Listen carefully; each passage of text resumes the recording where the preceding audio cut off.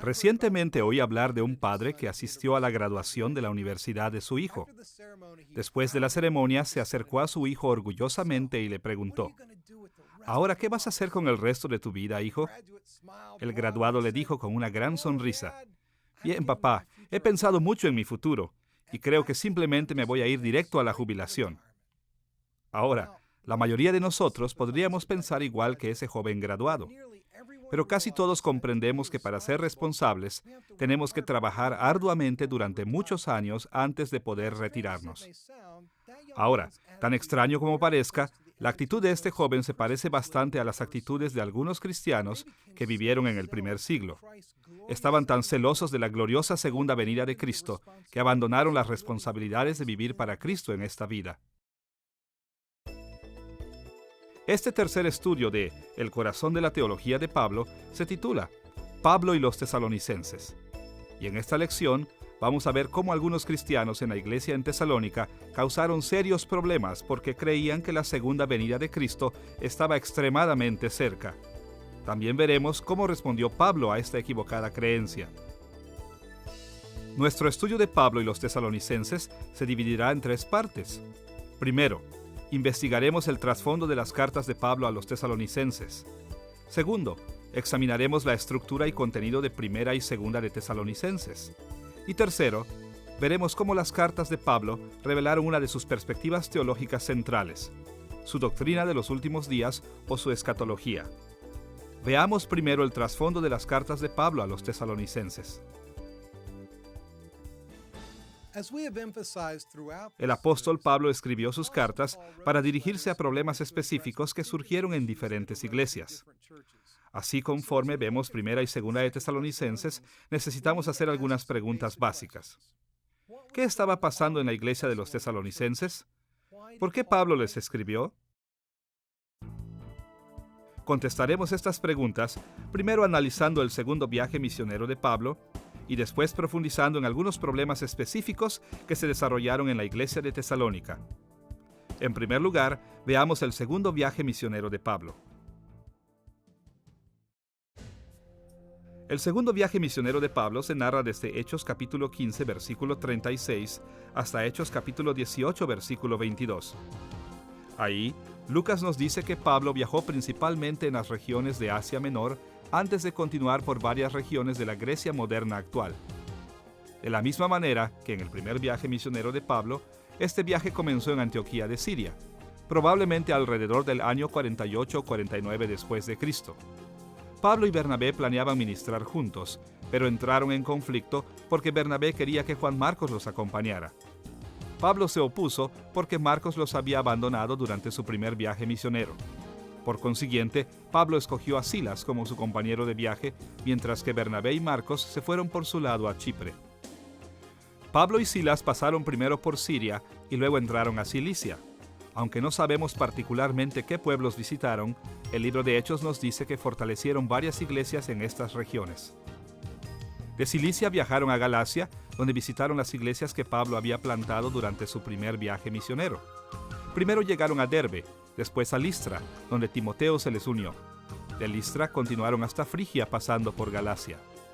Ahora, a estas alturas, Pablo quería predicar en la provincia de Asia, en la región occidental de Asia Menor, así como en Bitinia al norte. Pero el Espíritu Santo no lo permitió. Así que la compañía fue de Frigia al puerto costero de Troas, aproximadamente a 500 kilómetros de ahí, donde la razón de su apresurado viaje hacia el oeste se esclareció. En un sueño, Pablo vio a un hombre que le pidió que viniera a Macedonia, principalmente a las áreas que ahora quedan dentro de las regiones norteñas de Grecia. En respuesta a este sueño, Pablo y sus compañeros inmediatamente zarparon hacia Macedonia. Pasaron brevemente por Neápolis antes de llegar a Filipos, donde permanecieron durante algún tiempo. Ahí vieron a un gran número de personas venir a Cristo. En el futuro, sin embargo, las personas de Filipos encarcelaron a Pablo por exorcizar un demonio de una muchacha esclava. Pero aún desde la cárcel extendió el evangelio. En medio de la noche, un terremoto rompió cadenas y abrió las puertas de la prisión, liberando a los prisioneros. Aunque los prisioneros pudieron haber escapado, ellos permanecieron en sus celdas para que el carcelero no fuera castigado por perderlos. El carcelero se impresionó tanto por este acto de caridad hacia él, que él y toda su casa vinieron a la fe. De Filipos, los misioneros pasaron por Anfípolis y Apolonia antes de llegar a Tesalónica, donde Pablo predicó el Evangelio en la sinagoga durante 3 semanas. Con esta evangelización, varios judíos y muchos gentiles recibieron el Evangelio. Pablo trabajó para mantenerse económicamente durante este tiempo. También recibió regalos de cristianos filipenses que le ayudaron a satisfacer sus necesidades. Estos hechos nos hacen pensar que Pablo pudo haber permanecido en Tesalónica, incluso algunos meses. Sin embargo, llegó el momento en que algunos judíos que no creían se pusieron celosos del éxito del Evangelio y formaron un tumulto contra Pablo y Silas, obligándolos a huir hacia Berea. Al principio, los bereanos recibieron el mensaje del Evangelio de Pablo ávidamente, pero pronto, los judíos tesalonicenses que no creían se enteraron y pusieron también a esta ciudad en su contra. Pablo huyó una vez más. Esta vez se dirigió hacia Atenas, donde no solo predicó a los judíos en la sinagoga, como era su costumbre, sino también a los filósofos epicúreos y estoicos en el Areópago. De Atenas, Pablo viajó a Corinto, donde se quedó por lo menos 1 año y medio, quizá más, plantando y levantando una iglesia. Después de esto, partió hacia el este, parando brevemente en Cencrea y navegando de ahí hacia Éfeso, en Asia Menor. De allí navegó hacia Cesarea y después regresó a casa, a Antioquía en Siria. Tal vez en su camino visitó brevemente Jerusalén. Su viaje probablemente finalizó por el año 51 o 52 después de Cristo. Fue durante este segundo viaje misionero que Pablo escribió sus 2 cartas a los tesalonicenses. Según Primera de Tesalonicenses capítulo 3 versículos 1 y 2, mientras Pablo estaba en Atenas, envió a Timoteo a Tesalónica para animar a los creyentes ahí. Esto debió haber sido alrededor del año 49 o 50 después de Cristo, poco después de que Pablo y su compañía habían dejado Tesalónica. Cuando Timoteo volvió, probablemente en el año 50 o 51 después de Cristo, lo más seguro es que Pablo estaba en Corinto. Al parecer, Timoteo le había dicho a Pablo sobre varias faltas serias y problemas prácticos que habían surgido en la iglesia de los tesalonicenses. Seguramente Pablo escribió Primera de Tesalonicenses desde Corinto, poco después de la llegada de Timoteo, para dirigirse a estos problemas. Segunda de Tesalonicenses fue probablemente escrita después de unos meses, también desde Corinto. Ahora que hemos visto cómo las epístolas de Pablo a los tesalonicenses encajan dentro del contexto más extenso de su segundo viaje misionero, debemos analizar más detalladamente los problemas que surgieron en la iglesia de Tesalónica. ¿Qué aspectos concernían a Pablo? ¿Qué fue tan serio que él no solo escribió 1, sino 2 veces a los tesalonicenses? Como en cualquier situación, había muchas dificultades entretejidas en Tesalónica. Pero conforme leemos las cartas de Pablo a esta iglesia, saltan al primer plano 3 problemas principales. Primero, la persecución. Segundo, la aparición de profetas falsos dentro de la iglesia. Y tercero, algunos problemas de la vida cristiana práctica que los profetas falsos trajeron a la iglesia. Primero, enfoquemos nuestra atención al problema de la persecución. La primera vez que Pablo llevó el Evangelio a Tesalónica, los creyentes de ahí se habían convertido en objeto de violencia, enfrentando una persecución que realmente amenazaba sus vidas. Escuche la descripción de Lucas de los eventos en Tesalónica, documentados en Hechos capítulo 17, versículo 5. Entonces los judíos que no creían, teniendo celos, tomaron consigo algunos ociosos, hombres malos, y juntando una turba, alborotaron la ciudad, y asaltando la casa de Jasón, procuraban sacarlos al pueblo. De hecho, los judíos no creyentes en Tesalónica eran tan agresivos que no se conformaban con sacar a Pablo y a Silas de su ciudad. Más aún, ellos siguieron a los misioneros a Berea para causarles incluso más problemas allá. Lucas asentó este hecho en Hechos capítulo 17, versículo 13. Cuando los judíos de Tesalónica supieron que también en Berea era anunciada la palabra de Dios por Pablo, fueron allá y también alborotaron a las multitudes. Los antagonistas judíos del Evangelio eran tenaces, incluso alentaban a gentiles para oponerse a la fe cristiana conforme persuadían a los cristianos de un pueblo a otro. Las cartas de Pablo a los tesalonicenses indican que este sufrimiento continuó aún después de su salida de Tesalónica. En Primera de Tesalonicenses capítulo 2, versículos 14 al 16, Pablo describió sus tribulaciones de esta manera.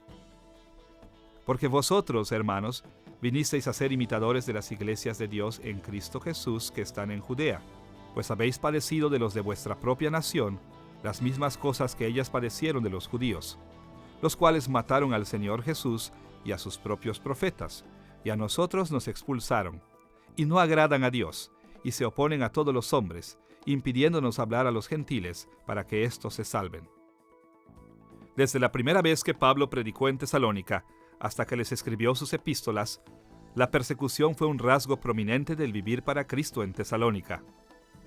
Y como Pablo lo escribió a los creyentes de esa ciudad, él estaba muy consternado sobre esta persecución y los efectos que tenía sobre ellos. Además de sufrir persecución, la iglesia de los tesalonicenses también quedó bajo la influencia de profetas falsos.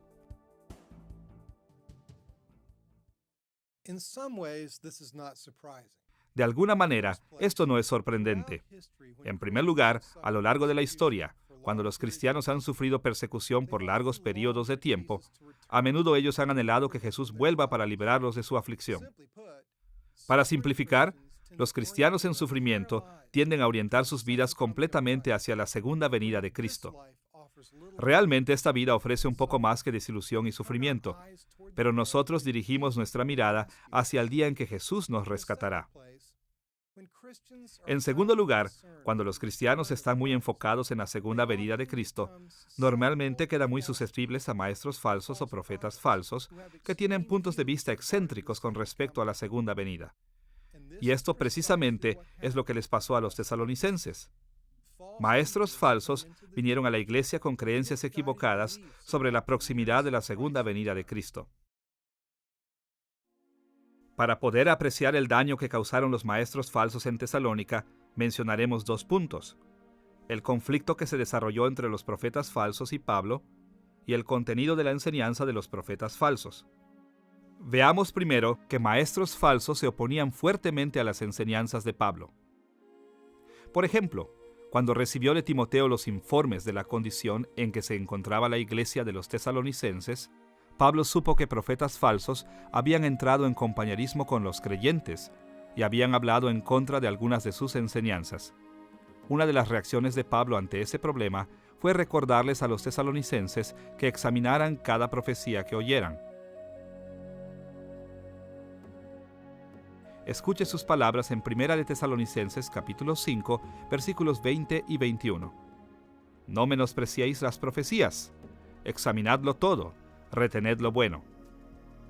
Pablo instruyó a los tesalonicenses a someter todo a prueba y a retener lo bueno, porque quería que evaluaran el contenido de cada instrucción que recibían.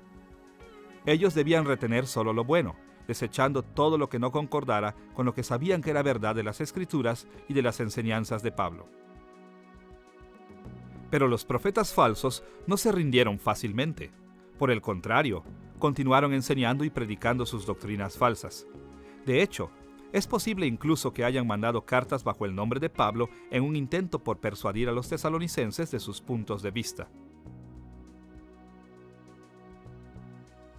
Era claro que Pablo estaba angustiado sobre este tipo de actividades al escribir en 2 de Tesalonicenses capítulo 2, versículos 1 al 2, «Os rogamos, hermanos, que no os dejéis mover fácilmente de vuestro modo de pensar, ni os conturbéis, ni por espíritu, ni por palabra, ni por carta como si fuera nuestra». La preocupación de Pablo sobre el problema de falsificaciones también está clara en 2 de Tesalonicenses capítulo 3, versículo 17, donde escribió: «La salutación es de mi propia mano, de Pablo, que es el signo en toda carta mía. Así escribo».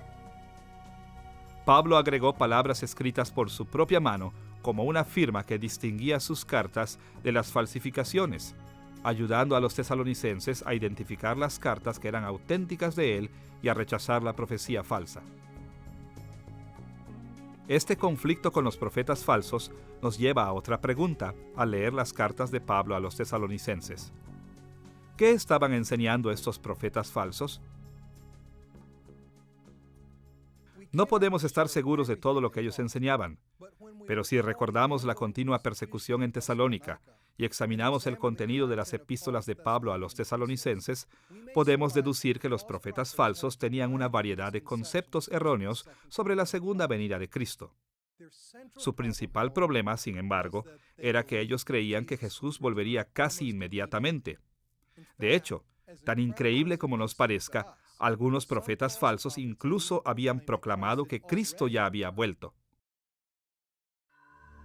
Escuche 2 de Tesalonicenses capítulo 2, versículos 1 al 3. Pero con respecto a la venida de nuestro Señor Jesucristo y nuestra reunión con Él, os rogamos, hermanos, que no os dejéis mover fácilmente de vuestro modo de pensar, ni os conturbéis, ni por espíritu, ni por palabra, ni por carta como si fuera nuestra, en el sentido de que el día del Señor está cerca. Nadie os engañe en ninguna manera.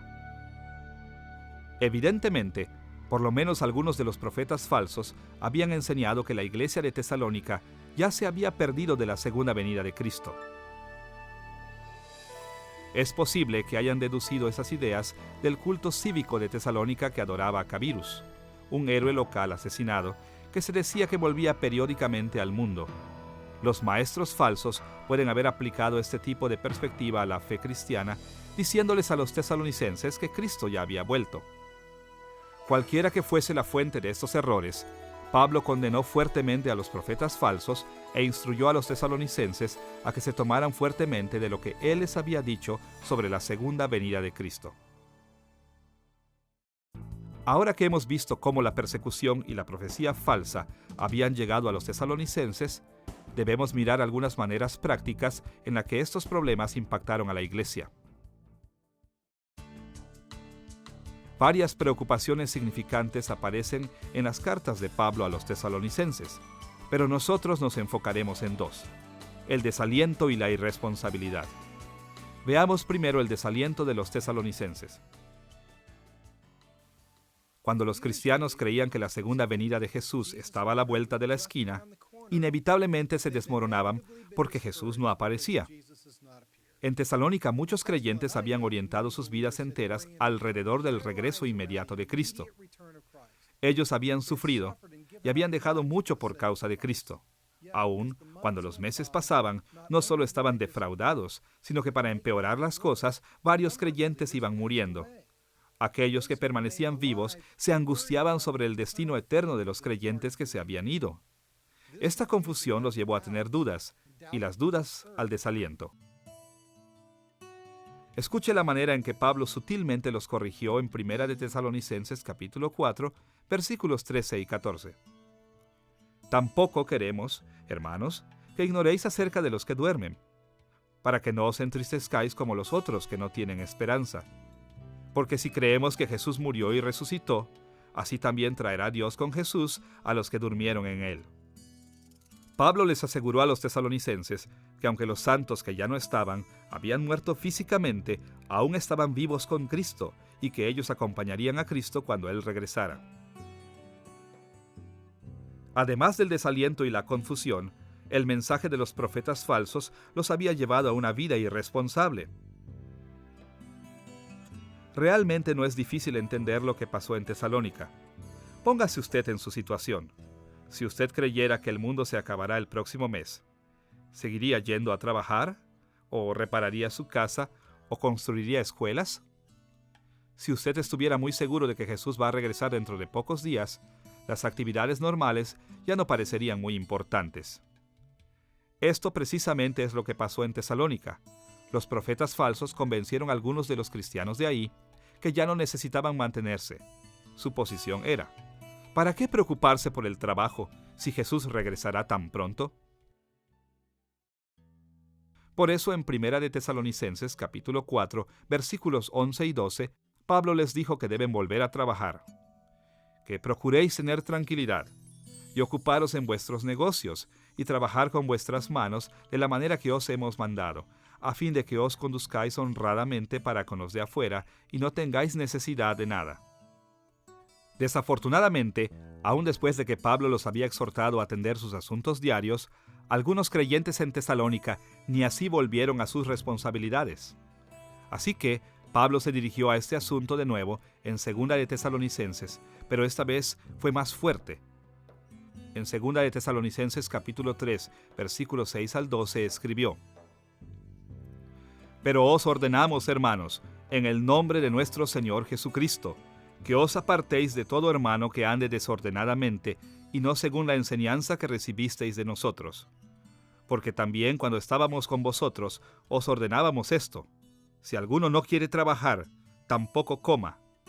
Porque oímos que algunos de entre vosotros andan desordenadamente, no trabajando en nada, sino entremetiéndose en lo ajeno. A los tales mandamos y exhortamos por nuestro Señor Jesucristo, que trabajando sosegadamente, coman su propio pan.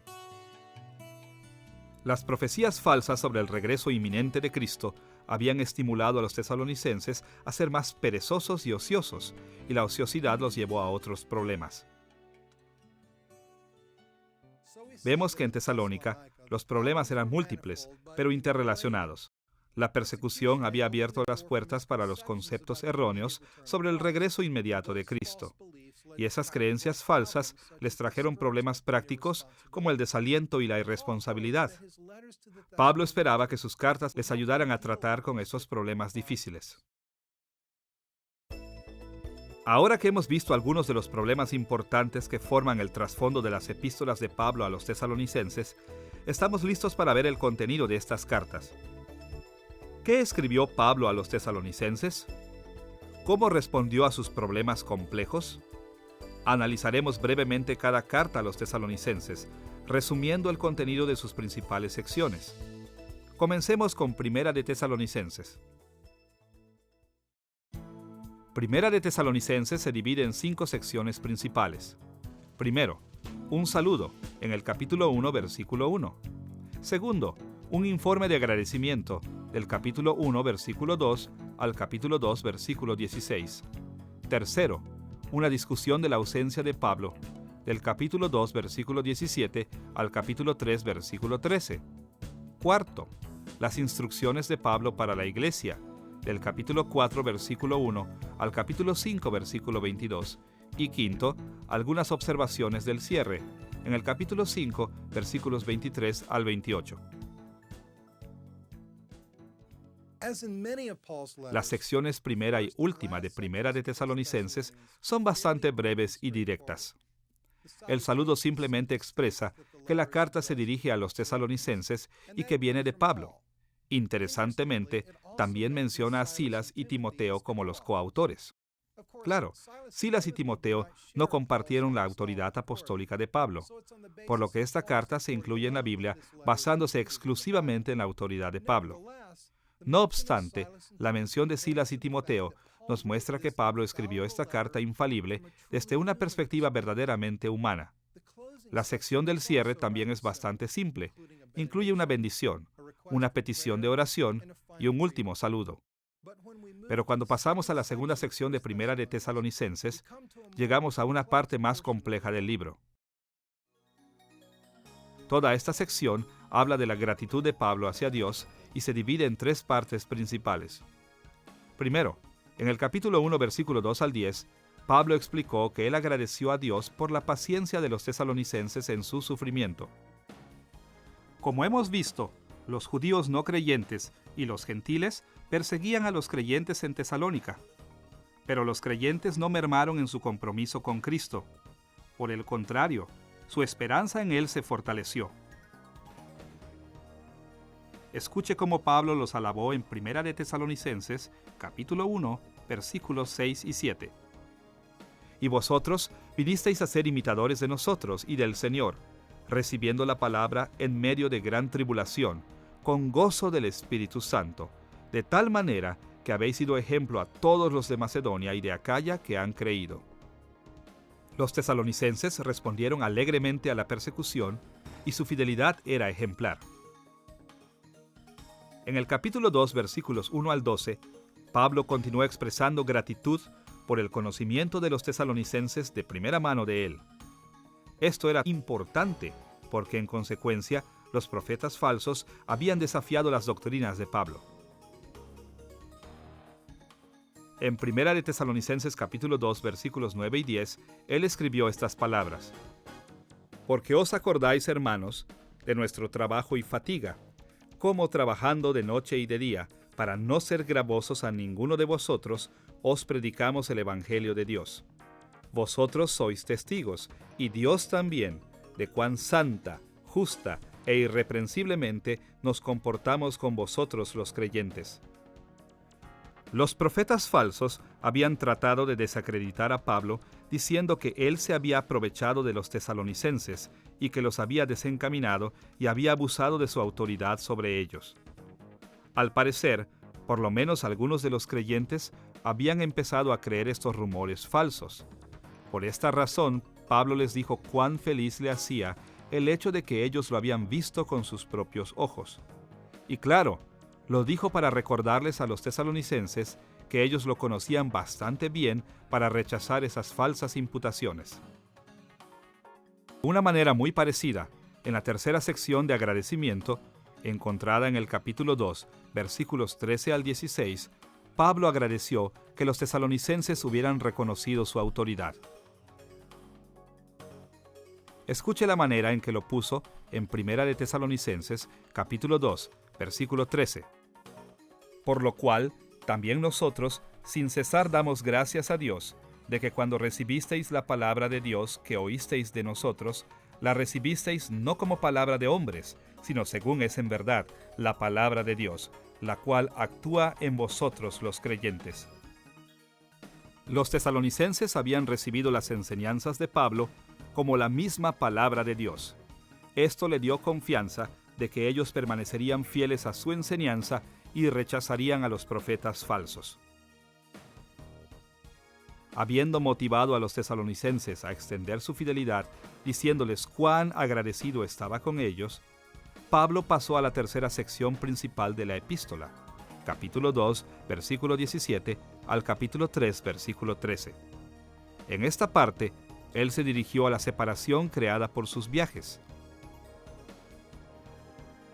Esta sección también se divide en tres partes principales.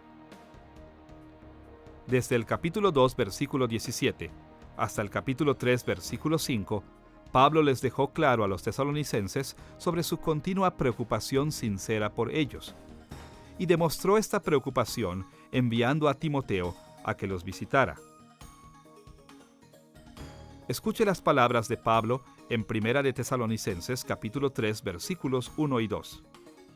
Por lo cual, no pudiendo soportarlo más, acordamos quedarnos solos en Atenas y enviamos a Timoteo, nuestro hermano, servidor de Dios y colaborador nuestro en el Evangelio de Cristo, para confirmaros y exhortaros respecto a vuestra fe.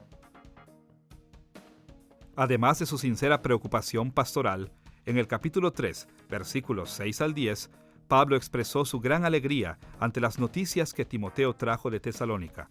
Los creyentes se mantenían firmes en su fe y extrañaban a Pablo tanto como el apóstol los extrañaba. Estas noticias estremecieron a Pablo, tanto que en Primera de Tesalonicenses, capítulo 3, versículos 8 y 9, escribió: Porque ahora vivimos, si vosotros estáis firmes en el Señor. Por lo cual, ¿qué acción de gracias podremos dar a Dios por vosotros, por todo el gozo con que nos gozamos a causa de vosotros? Al escuchar las buenas noticias de Timoteo, la preocupación de Pablo se tornó en alegría y confianza. En tercer lugar, en el capítulo 3, versículos 11 al 13, Pablo oró por los tesalonicenses, pidiéndole al Padre que dirigiera su camino para visitarlos de nuevo. La cuarta sección principal de esta carta va desde el capítulo 4, versículo 1, hasta el capítulo 5, versículo 22. Muchos de los creyentes tesalonicenses habían estado tan distraídos por la idea del regreso inmediato de Cristo que habían perdido el interés en la vida del mundo presente. Así que Pablo les dio varias instrucciones para corregir los problemas existentes y prevenir el futuro. Él no quería que los tesalonicenses perdieran la esperanza de que Jesús volvería, pero quería que reconocieran que Cristo no podía regresar tan rápido. Quería que vivieran como el Señor lo había mandado. Esta sección es relativamente larga y está compuesta de una breve introducción, seguida por la parte principal de la instrucción de Pablo. Primero, el capítulo 4, versículos 1 y 2, son la parte introductoria de la sección. Aquí, Pablo encomendó a los tesalonicenses en conjunto obedecer sus mandatos anteriores. Claro, él sabía que la tentación de desobedecer sus instrucciones era fuerte debido a la abundante, tal vez incluso explícita, libertad prometida por los antagonistas de las responsabilidades y límites terrenales. Así que, Pablo recordó a los tesalonicenses que su enseñanza llevaba la autoridad del Señor Jesucristo. El mismo Dios reencaminaría a los tesalonicenses si ellos descuidaran sus palabras. Segundo, desde el capítulo 4, versículo 3, al capítulo 5, versículo 22, Pablo mencionó varias áreas específicas en las que esperaba que los tesalonicenses cristianos pudieran protegerse del pecado y aumentar su obediencia a Cristo. Como lo hemos mencionado, él prestó particular atención a los pecados que pudieran promulgarse en la enseñanza falsa en la iglesia de los tesalonicenses. Pablo comenzó en el capítulo 4, versículos 3 al 8, con mandatos de ser sexualmente puro. Históricamente, la inmoralidad sexual ha caracterizado a muchos grupos que han creído que el fin del mundo está a la mano. Tal vez el ejemplo más relevante puede encontrarse en el culto cívico de la misma Tesalónica, en el que se celebraba en adoración el supuesto regreso del dios Cabirus, que involucraba una conducta de inmoralidad sexual. Pablo terminó esta sección con gran énfasis al anotarse otro acierto de la autoridad divina que respaldaba sus palabras. En el capítulo 4, versículos 9 y 10, Pablo alabó a los tesalonicenses por su amor fraternal y los animó a que se amaran al máximo. El contexto de este capítulo implica que una manera concreta de demostrar el amor es ser autosuficiente para evitar convertirse en una carga para otros. En el capítulo 4, versículos 11 y 12, Pablo mandó a los tesalonicenses a que se comprometieran a un oficio digno y a trabajar diariamente. Algunos creyentes tesalonicenses estaban tan fascinados con la idea de que Jesús regresaría en un futuro inmediato que habían dejado de ocuparse de sus trabajos diarios. Como estas personas no eran adineradas, rápidamente se volvieron una carga financiera para la iglesia de los tesalonicenses. Es más, la pereza que mostraban dañaba la credibilidad de la iglesia ante los ojos de los incrédulos.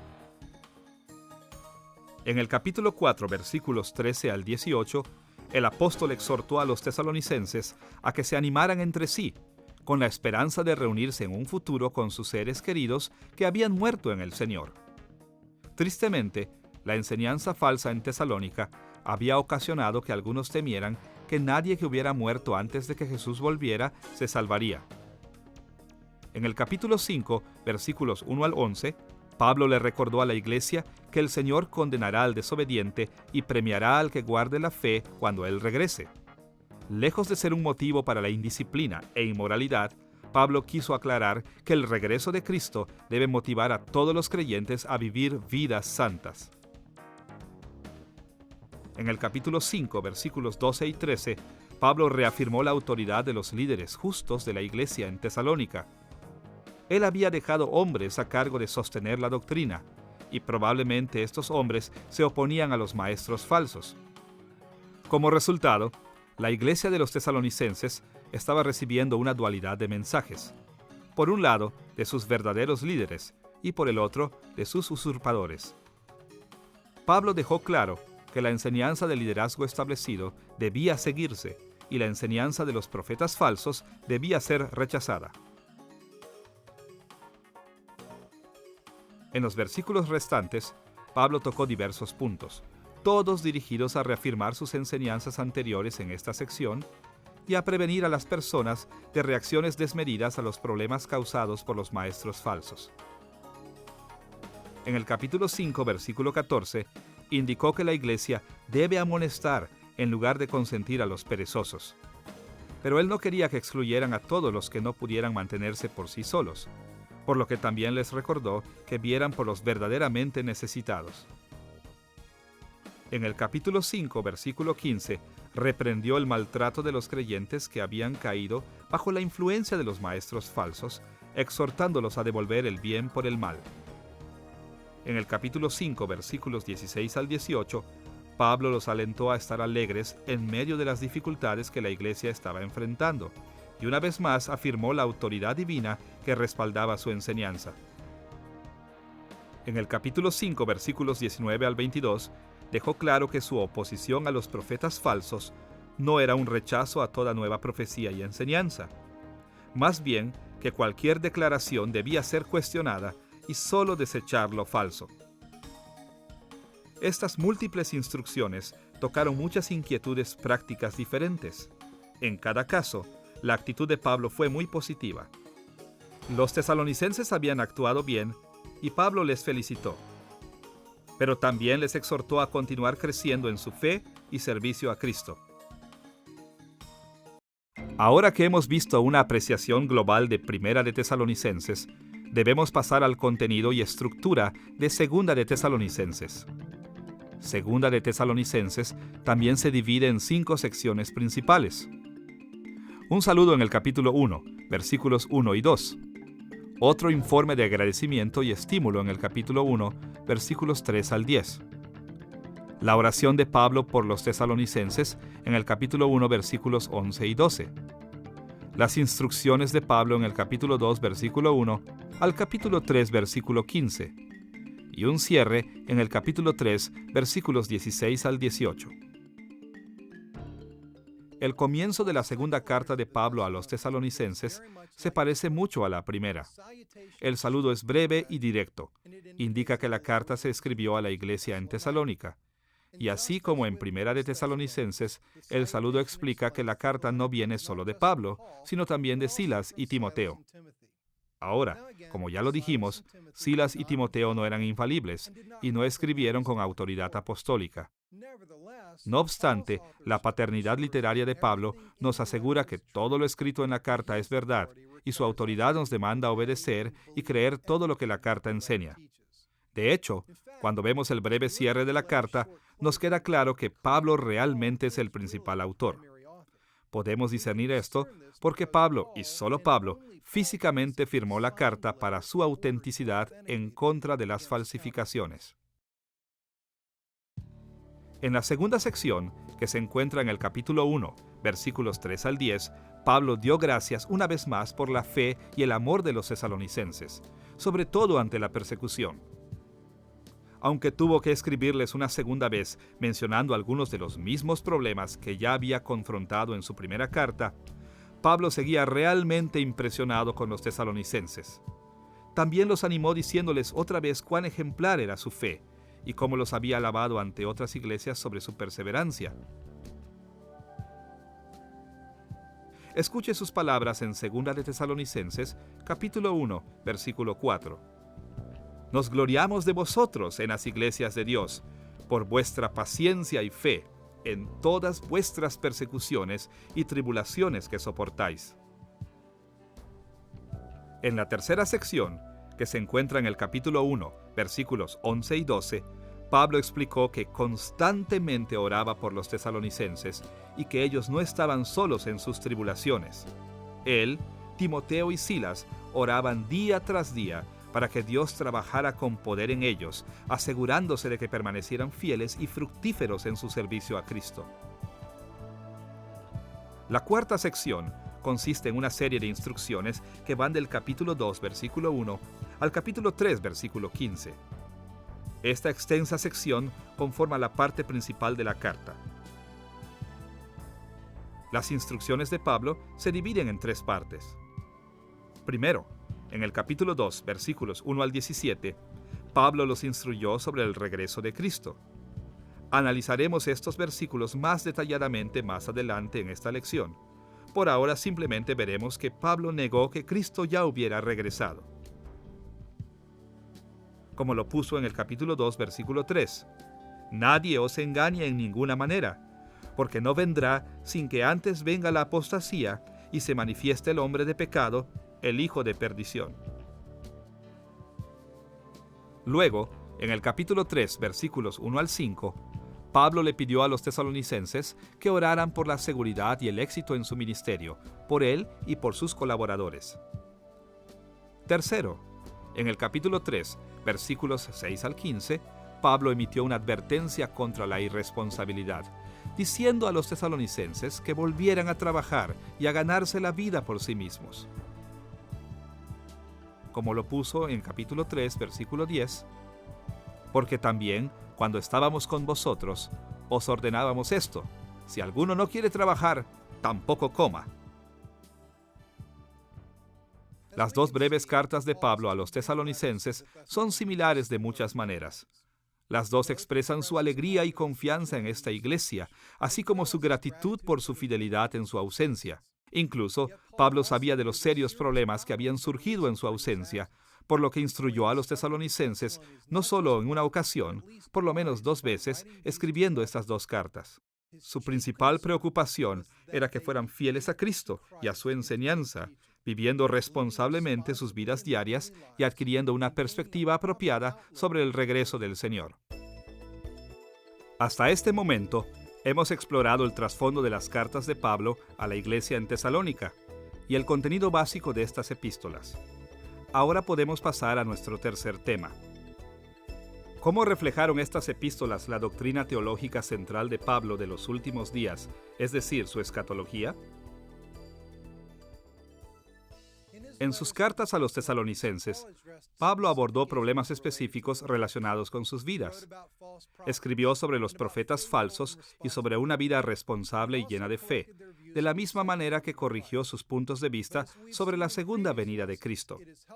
Pero como lo hemos visto en lecciones anteriores, es útil distinguir las enseñanzas específicas que Pablo incluyó en estas cartas desde los mandatos teológicos más básicos que unían las piezas de todo lo que enseñó. Como en sus otras cartas, las epístolas de Pablo a los tesalonicenses salieron del corazón de su teología, a la que hemos llamado su escatología. Usted recordará que la escatología de Pablo provino de perspectivas comunes en el Antiguo Testamento del plan de Dios para la historia. La gran mayoría de judíos en el primer siglo creía que la historia se dividía en 2 eras, esta era y los tiempos venideros. Esta era un término técnico que designaba la era presente de pecado, juicio y muerte. Pero los tiempos venideros eran la era del juicio final contra los enemigos de Dios y las bendiciones últimas para el pueblo de Dios. En esta perspectiva, la venida del Mesías o Cristo era el punto que marcaría entre estas 2 eras.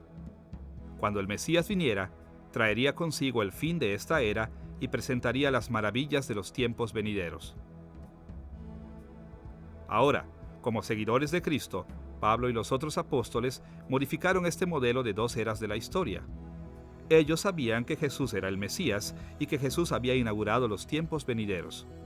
Pero también sabían que los tiempos venideros no habían llegado en su plenitud, asimismo que esta era no había terminado. Así que explicaron que los seguidores de Cristo viven en un período que puede describirse como ya y todavía no. Un tiempo en el que la próxima era de la salvación eterna ya está aquí de ciertas maneras, pero todavía no está aquí en su plenitud. Este modelo de escatología ocasionó algunas disputas en la iglesia primitiva porque naturalmente surgía la pregunta: ¿cuánto de los tiempos venideros ya está aquí? Conforme los cristianos buscaban respuesta a esta pregunta, algunos tomaron posiciones extremas. Como lo vimos en la lección de Pablo y los Gálatas, algunos cristianos actuaron como si los tiempos venideros no hubieran llegado de ninguna manera significante, subestimando lo mucho que Cristo había logrado en su primera venida. Nosotros llamamos a esta desequilibrada perspectiva escatología minimizada. En Tesalónica, sin embargo, prevalecía el otro extremo. Los tesalonicenses desarrollaron lo que nosotros podríamos llamar una escatología sobreentusiasta. Bajo la influencia de profetas falsos, muchos creían que la consumación de los tiempos venideros ya había ocurrido o que simplemente estaban a la vuelta de la esquina. Y debido a esto, trataban muchos aspectos de la vida en esta era como insignificantes. Pablo se dio cuenta de que esta escatología sobreentusiasta había llevado a los tesalonicenses a serios problemas. Así que, Les escribió para darles una perspectiva más equilibrada del traslape entre esta era y los tiempos venideros. Pablo respondió al problema de los tesalonicenses intentando equilibrar su manera de ver los tiempos finales. Él hizo esto por lo menos de 3 maneras importantes. Primero, explicó la doctrina de la salvación de manera que equilibraba la escatología de los tesalonicenses. Segundo, Pablo relacionó su entendimiento de los tiempos finales a la moralidad o ética cristiana. Y tercero, les mostró a los tesalonicenses su relación entre su posición histórica y los eventos que preceden al regreso de Cristo.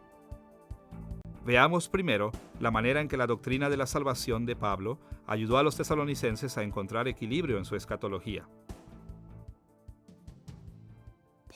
Pablo intentó enfriar la escatología sobreentusiasta de los tesalonicenses, atrayendo su atención al mostrarles una magnitud de la salvación en Cristo que ellos ignoraban en gran manera.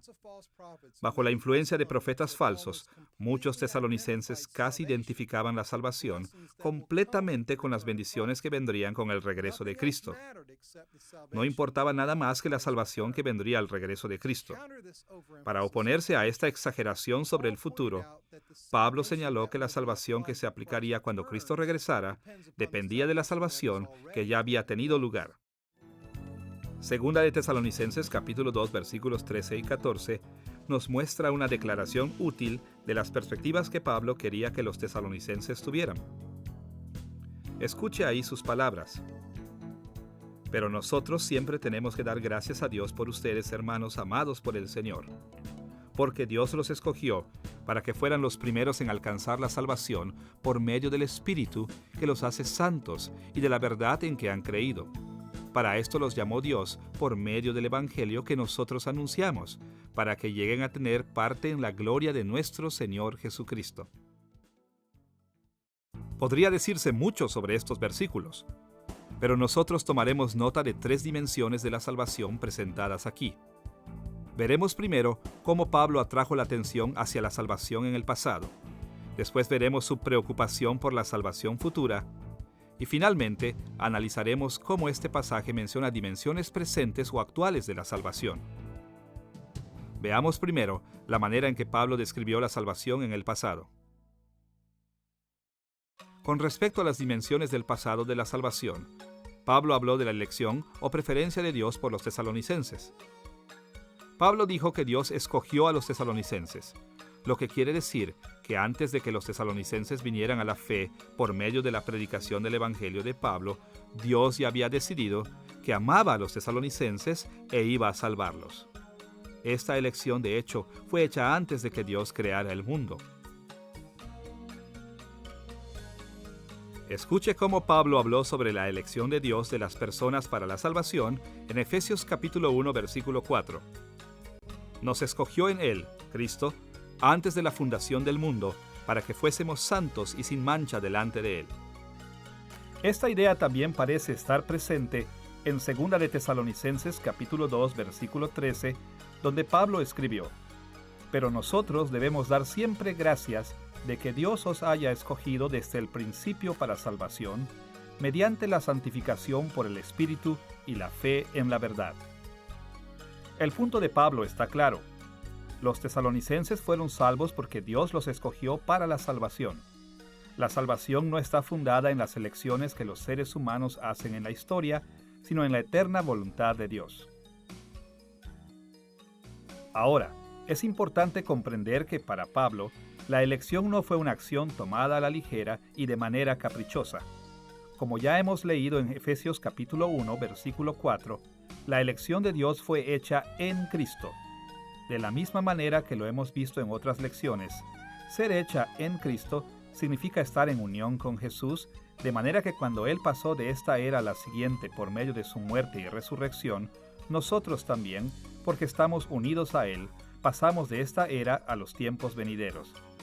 Así que, cuando Pablo les recordó a los tesalonicenses de su elección, tenía en mente que Dios los había escogido para estar unidos con Jesús y pasar junto con Él de esta era a los tiempos venideros. Por eso es que Pablo también escribió sobre otra dimensión de la salvación de los tesalonicenses que había ocurrido en el pasado, su conversión. Note que en 2 de Tesalonicenses capítulo 2 versículo 14, Pablo dijo que, a lo cual os llamó mediante nuestro evangelio. Dios llamó a los tesalonicenses a la salvación por medio del evangelio. Aquí Pablo se refirió al tiempo cuando él había predicado el evangelio de Cristo a los tesalonicenses durante su segundo viaje misionero. Ellos habían oído y habían creído las buenas nuevas de Cristo, y esta reacción inicial positiva al evangelio les trajo la salvación. En 1 de Tesalonicenses capítulo 1, versículos 4 y 5, Pablo habló de la salvación como algo que tuvo lugar tanto en la elección eterna de Dios como desde el primer momento en el que los tesalonicenses creyeron. Porque conocemos vuestra elección, pues nuestro evangelio no llegó a vosotros en palabras solamente, sino también en poder, en el Espíritu Santo y en plena certidumbre. La conversión de los tesalonicenses es la prueba de que Dios ya los había escogido para la salvación. Al mencionar estas dimensiones pasadas de la salvación que ya se habían realizado en las vidas de los tesalonicenses, Pablo reafirmó el evangelio que ya les había predicado y les aseguró que ya habían experimentado ciertos aspectos de la salvación. La segunda manera en que Pablo atrajo la atención hacia la salvación en sus cartas a los tesalonicenses estaba enfocada en las dimensiones futuras de su salvación. Por ejemplo, en 1 de Tesalonicenses capítulo 1, versículo 10, Pablo escribió que los creyentes deben esperar de los cielos a su Hijo, al cual resucitó de los muertos, a Jesús, quien nos libra de la ira venidera. De una manera muy parecida, en 2 de Tesalonicenses capítulo 2, versículo 14, indicó que el final de la redención divina es alcanzar la gloria de nuestro Señor Jesucristo. A pesar de que los tesalonicenses estaban demasiado preocupados por el regreso de Cristo, Pablo sabía que el regreso futuro de Cristo traería la salvación a su consumación. Tal como lo sabían muy bien todos los tesalonicenses, la última meta de la salvación es la liberación final de la ira divina y la glorificación de los seguidores de Cristo. Pablo no tuvo miedo en admitir que en el futuro nosotros experimentaremos una transformación radical y completa a un estado inimaginable de honor y gloria conforme reinemos con Cristo en los nuevos cielos y la nueva tierra. En tercer lugar, además de mencionar los aspectos pasados y futuros de la salvación, Pablo habló también de la salvación como una realidad presente continua. Él mencionó esta dimensión de la salvación de dos maneras en 2 de Tesalonicenses capítulo 2, versículo 13. Dios los escogió para que fueran los primeros en alcanzar la salvación por medio del Espíritu que los hace santos y de la verdad en que han creído. Por otro lado, Pablo señaló que la salvación estaba llegando a los tesalonicenses por medio del Espíritu. Como hemos visto en otras lecciones, hubo un gran derramamiento del Espíritu Santo entre el pueblo de Dios, cuando Cristo ascendió a las alturas. Y Pablo señaló que esta era una bendición de los tiempos venideros. De hecho, en Efesios capítulo 1, versículo 14, él llamó al Espíritu Santo el anticipo de nuestra herencia de los maravillosos tiempos venideros. Así que, cuando mencionó al Espíritu trabajando en los tesalonicenses, Pablo atrajo su atención al asombroso hecho de que ellos ya estaban experimentando una medida de la herencia que esperaban tan ansiosamente. El ministerio del Espíritu es de suma importancia en esta transición entre esta era y los tiempos venideros.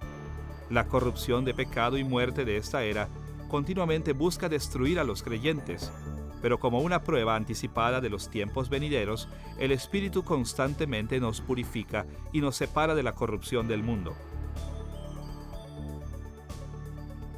Por otro lado, Pablo también señaló dimensiones de la salvación, al mencionar que hay salvación por la verdad en que han creído en 2 de Tesalonicenses capítulo 2, versículo 13.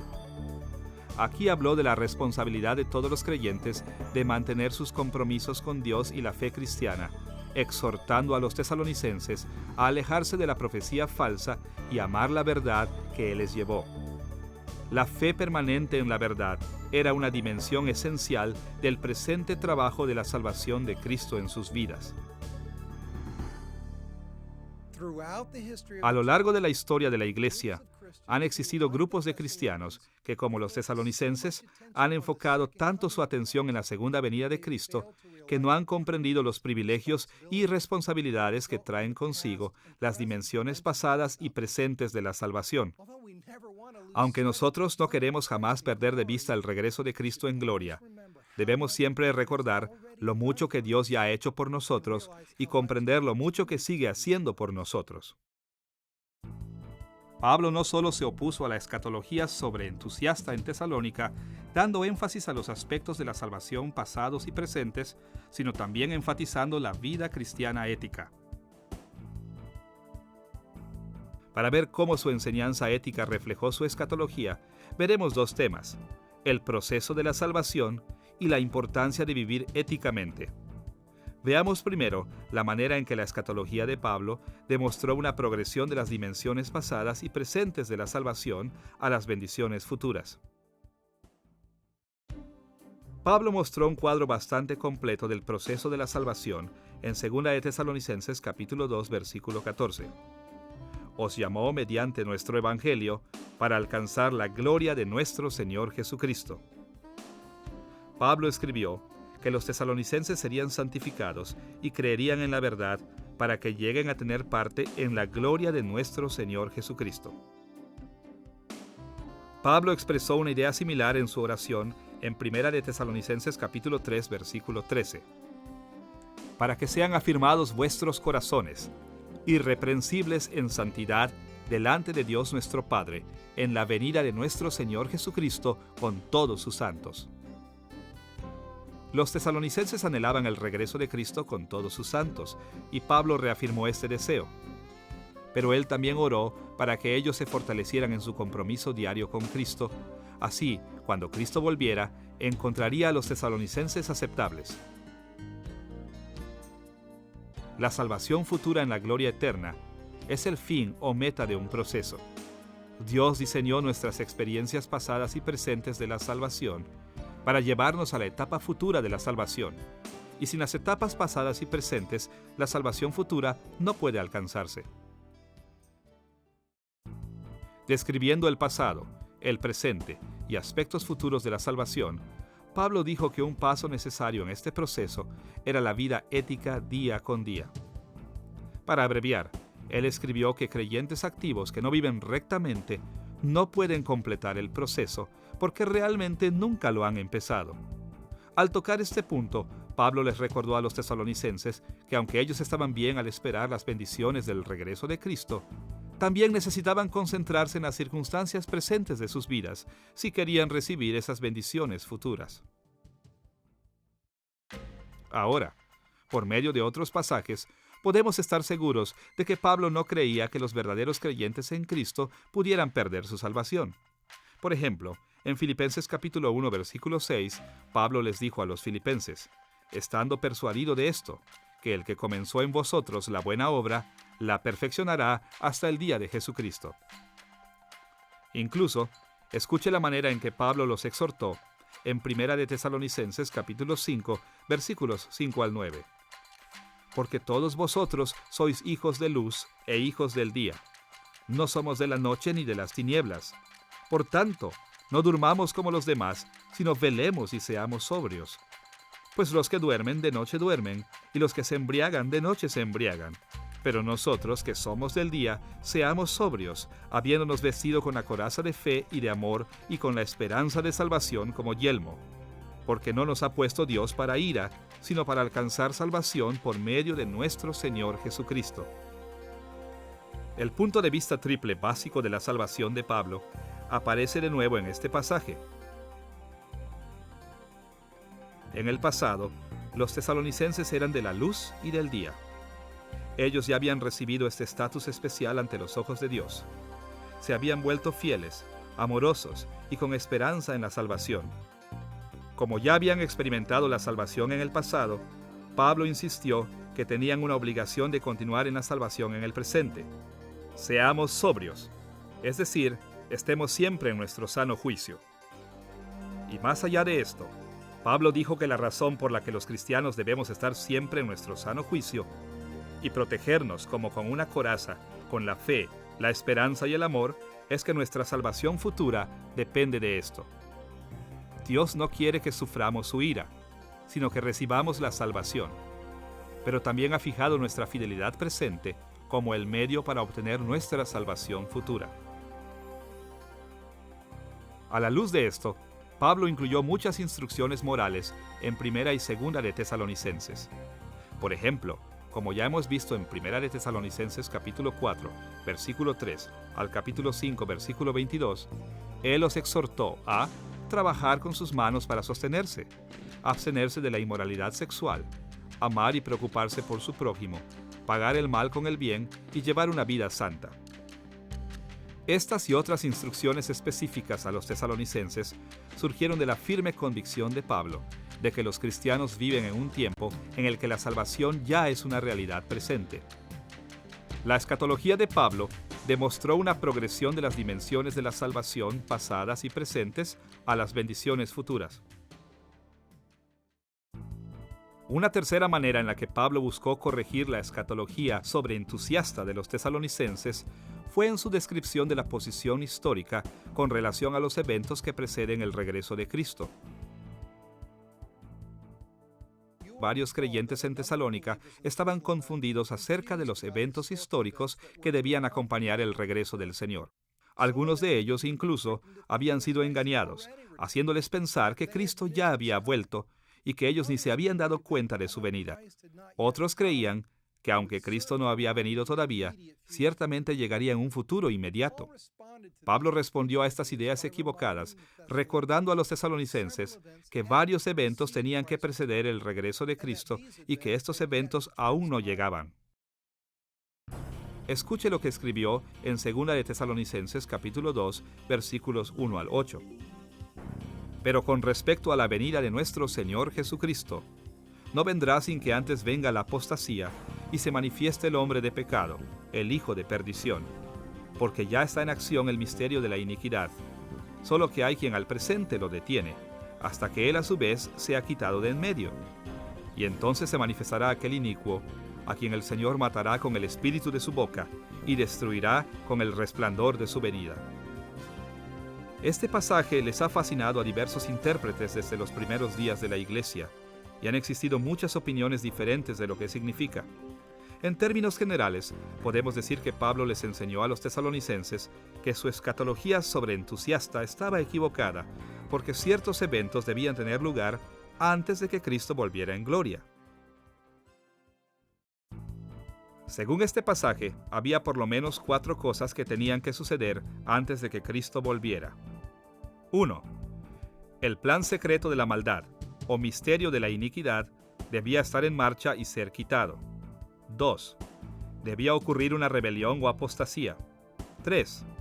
El que ahora está deteniendo el plan secreto de la maldad debía ser quitado. Y 4. El malvado debía aparecer o ser revelado. Los intérpretes han entendido estos 4 elementos de muchas maneras diferentes, y nosotros no podremos establecer cada punto aquí para satisfacer a todos. Así que, a estas alturas, simplemente presentaremos algunos puntos de vista en general que nos parecen más convincentes. En primer lugar, Pablo declaró que el plan secreto de la maldad, o misterio de la iniquidad, ya estaba activo y que estaba refrenado, pero no identificó este plan secreto. Sin embargo, en 2 de Tesalonicenses capítulo 2, versículos 7 al 9, Pablo asoció el plan secreto explícitamente con el enemigo de la iglesia, Satanás. Esto nos da una idea de que bien puede ser demoníaco en naturaleza. También considere que Pablo dijo que la iglesia estaba principalmente en conflicto con seres espirituales y no con gobernantes terrenales, tal como lo escribió en Efesios capítulo 6, versículo 12. Porque no tenemos lucha contra sangre y carne, sino contra principados, contra potestades, contra los gobernadores de las tinieblas de este siglo, contra huestes espirituales de maldad en las regiones celestes. Pablo no negó que los poderes demoníacos tengan colegas terrenales, como los malos gobiernos humanos e individuos que se volvieron contra Cristo. Pero él exhortó a que los creyentes pensaran primero en lo que se refiere a la actividad demoníaca y a ver los conflictos terrenales como una extensión de la guerra espiritual. Es más, a lo largo de sus cartas, Pablo mencionó frecuentemente detalles de guerra espiritual que estaban a la par con el plan secreto y con el que lo estaba refrenando. Por ejemplo, en Colosenses capítulo 2, versículos 15 al 20, y en Gálatas capítulo 4, versículos 8 y 9, enseñó que la crucifixión de Cristo despojó de su poder a los demonios que tenían poder sobre muchos creyentes antes de que vinieran a la fe, y que el ministerio del Espíritu Santo liberó a los creyentes de estos débiles dioses falsos. Esencialmente, estas fuerzas demoníacas aún estaban activas, pero estaban refrenadas por el poder de Dios. Por estas razones, parece mejor ver el plan secreto de la maldad, o misterio de la iniquidad, como una fuerza demoníaca que ejerce poder en los reinos celestiales, oponiéndose a Dios, autorizando maestros falsos y promoviendo la religión falsa. Respectivamente, el que ahora lo está deteniendo, o quizás el refrenamiento, también estará activo principalmente en el mundo espiritual, siendo tal vez un ángel, un grupo de ángeles o incluso el mismo Espíritu Santo. En segundo lugar, Pablo aseguró a los tesalonicenses que Cristo no volvería hasta que hubiera una rebelión o apostasía. Como el que ahora lo está deteniendo aún estaba activo cuando Pablo escribió, la rebelión aún no había tenido lugar, por consiguiente, Cristo todavía no había vuelto. Parece que la mejor manera de entender la rebelión o la apostasía es hacer una equivalencia con lo que Juan llama la batalla a lo largo de Apocalipsis. En Apocalipsis capítulo 16, versículo 14, está la batalla de aquel gran día del Dios Todopoderoso.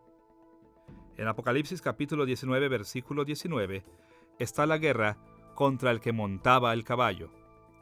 En Apocalipsis capítulo 20, versículos 8 y 9, la batalla es contra el campamento de los santos y la ciudad amada. Esta rebelión consiste en aglomerar las fuerzas del mal contra Dios en el último día del Señor. No ocurrirá sino hasta el final de los tiempos, y en ese momento Cristo destruirá absolutamente a todos los que se han levantado contra Él.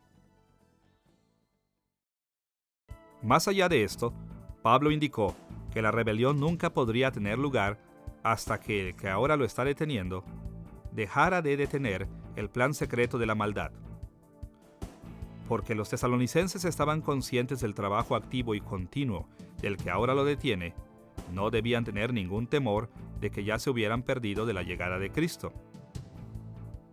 Finalmente, Pablo mencionó que Cristo no volvería hasta que aquel malvado de la iniquidad fuera descubierto. De la descripción de Pablo en 2 de Tesalonicenses capítulo 2 versículos 4 al 9, el malvado de la iniquidad parecería ser una clase de parodia de Jesucristo encarnado. Por ejemplo, el versículo 8 dice que, igual que Jesús, Él aparecerá. El versículo 6 indica que Él no aparecerá antes de su debido tiempo. Según el versículo 9, llegará con mucho poder y con señales y milagros falsos. Y el versículo 4 dice que llegará haciéndose pasar por Dios. Se han hecho muchas especulaciones con respecto a la identidad del malvado de la iniquidad. Algunos han pensado que es una figura política específica, como el emperador romano Nerón Claudio César en el primer siglo. Otros han pensado que es un tipo de figura política que se repite en cada era. Por ejemplo, aunque Nerón fue el primer perseguidor tiránico de la Iglesia, fue seguido por emperadores como Marco Aurelio, que tampoco era amigo de la Iglesia. Quizás la mejor explicación es que el malvado de la iniquidad es una sola figura humana que aún no ha sido revelada, quien tendrá influencias en la última generación antes de que Cristo vuelva, a quien Juan llamó el Anticristo en 1 de Juan capítulo 2 versículo 18. Aunque los estudiosos discrepan con respecto al significado preciso de cada uno de estos elementos, por lo menos podemos estar seguros del punto más importante de Pablo. Algunos de los tesalonicenses habían llegado tan lejos en su fervor por el regreso de Cristo que creían que Jesús ya había vuelto y que no habían sido glorificados con él como se les había prometido. Así que Pablo reiteró que tenían que pasar varias cosas antes de la segunda venida de Cristo. Como estas cosas no habían salido a la luz, estaba claro que Jesús no había vuelto aún. Pablo señaló que el regreso de Cristo estaba más lejos de lo que los tesalonicenses pensaban, para abrir sus ojos a la importancia de sus vidas presentes. Es por las mismas razones que cada vez que nosotros estamos tan interesados en la proximidad del regreso de Cristo, estamos tentados a descuidar esta vida. Debemos recordar cuán importante es que nos comprometamos con las responsabilidades y problemas de la vida de ya, pero todavía no. En esta lección hemos visto cómo Pablo respondió a los problemas que surgieron en la iglesia de Tesalónica. Hemos explorado el trasfondo de su relación con los tesalonicenses. Hemos visto el contenido de sus cartas a los tesalonicenses. Finalmente, hemos visto cómo Pablo aplicó el corazón de su teología a los problemas en Tesalónica, exhortando a los creyentes a enfriar o refrescar su escatología sobreentusiasta y a prestar la atención debida a la vida aquí y ahora. Conforme nos reflejamos en las reacciones de Pablo hacia los tesalonicenses, veamos cómo su escatología resolvió muchos de sus problemas prácticos y también cómo pueden guiarnos hoy. Muchos de los cristianos de hoy aún siguen enfocándose de una manera incorrecta en el regreso de Cristo, ignorando la importancia del presente. Pero Cristo no nos ha llamado a tratar nuestras responsabilidades actuales en su reino como irrelevantes. Más bien, ha fijado esto como un tiempo para que permanezcamos fieles a Él, para crecer en santificación y para que demos testimonio de Él en el mundo. El corazón de la teología de Pablo nos habla hoy, de la misma manera que les habló a los tesalonicenses en aquellos días. Esto nos anima a permanecer fieles y santos mientras esperamos el regreso de nuestro Señor y la plenitud de los tiempos venideros.